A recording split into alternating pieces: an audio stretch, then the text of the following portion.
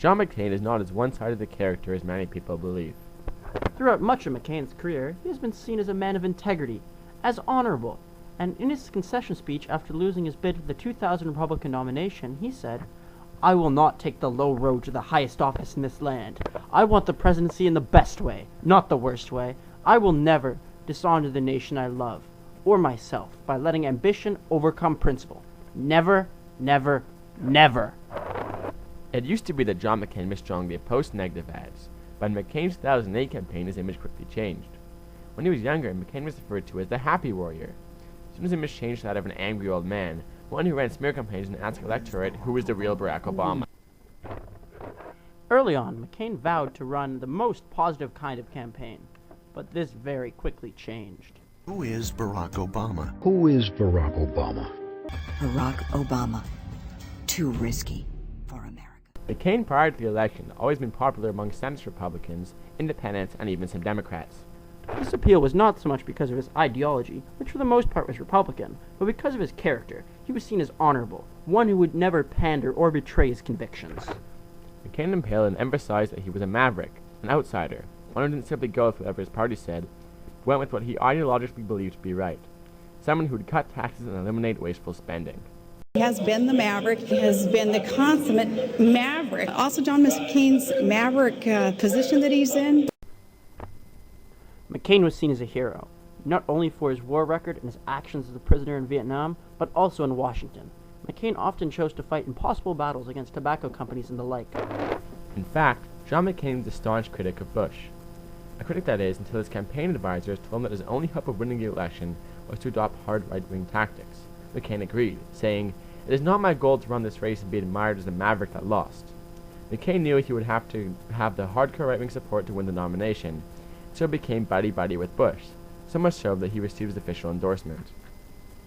McCain's loss can in no small way be attributed to his rapid change in image. McCain quite clearly did begin pandering to the right during the election, and McCain, so popular and open with the media in the past, began distancing himself and estranging himself from the media. McCain's image was changed to that of an angry old man, so he seemed to try to employ a new technique of rhetoric. My friends, my friends, my friends, my friends, my friends, my friends, my friends, my friends, my friends, that my friends, my friends. By the end of his campaign, McCain was making the claims of an action hero more than a presidential nominee. A direct quote from McCain is, "I'll get Osama bin Laden, my friends. I'll get him. I know how to get him. I'll get him no matter what, and I know how to do it." And, when the economic crisis was looming, McCain suspended his campaign as if he single-handedly could save America. Ultimately, this brought more criticism than anything else. Of course, McCain's Superman image was ruined in part by his age, as many thought a 72-year-old cancer survivor was unfit to be in office. By 2008, I think I might be ready to go down to the old soldiers' home and await the cavalry charge there.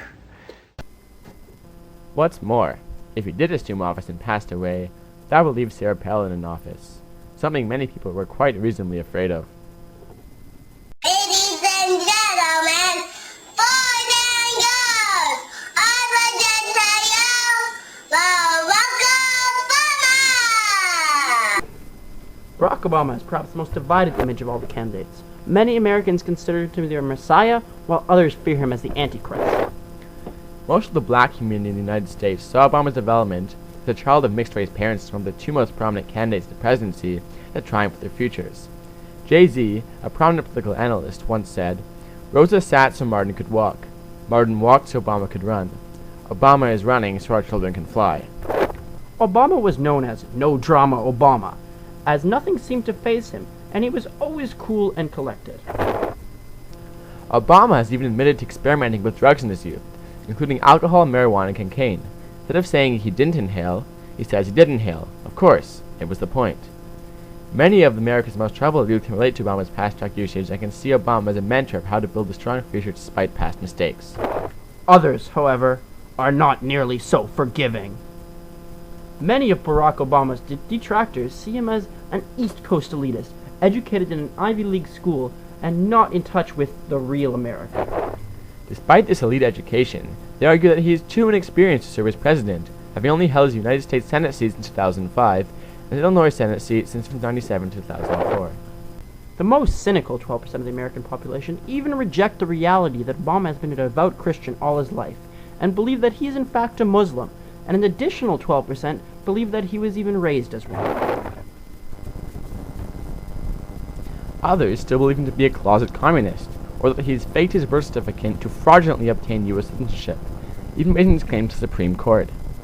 Even the National Association of Black Journalists has questioned whether Barack Obama is really black enough to represent a step forward for African Americans. However, in response, Obama countered this by remarking that the 2008 election is not and should not be about skin color, and that we're, he's referring to African Americans, are still locked in this notion that if you appeal to white folks, then there must be something wrong. The episode that had the most negative impact on his image reveals some comments made by one Reverend Jeremiah Wright, a former pastor of the Trinity United Church in Chicago, which Obama had attended since being baptized in 1988. The Reverend had made many controversial comments on topics such as race, 9/11, AIDS, and many other things he considered government conspiracies against the black community.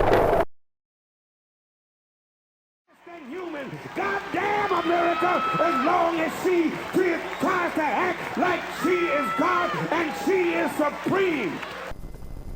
These comments were quickly dug up by the mainstream media and taken out of context and dramatized to such a degree that it caused many to question whether Obama secretly believed in Reverend Wright's ideals, despite having publicly condemned them. Obama acted quickly to put all these doubts to rest with a highly acclaimed and moving speech on the history of race relations in America, entitled A More Perfect Union. Obamania has gone out of control, even internationally. As his candidacy gathered momentum, he gained more and more supporters, particularly from youth excited at seeing such a young, charismatic leader who was not raised into riches, yet still somehow managed to rise to the highest office in the country. This is partially due to the fact that Barack Obama is the first true candidate of the internet age, using YouTube, email, social networking, and other new forms of communication in his campaign, and also at least somewhat due to his African-American heritage, which is portrayed today as the height of cool through television shows like The Wire and through contemporary hip-hop. The videos of Obama playing basketball on the campaign trail have become extremely popular, and the most adventurous have delved through the archives and uncovered old footage of him playing high school basketball. His image has been portrayed and glorified on posters, t-shirts, in a way that no other president in recent memory has, and recalls Che Guevara, the hero of the Cuban Revolution, who still remains a worldwide icon of counterculture, freedom from oppression, and challenge to authority. They not only directly promote his campaign, but also use his stylized image as a representation of broad goals, like that of hope, change, and progress, and other, less noble pursuits.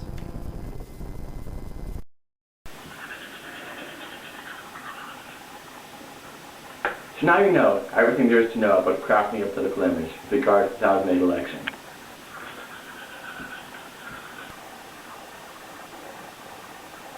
We hope you enjoyed our video. Until next time, this is Jacob Barrett and Thilo Schaefer signing off. Obama, Obama, Obama, Obama, Obama, Obama, Obama, Obama, Obama, APT!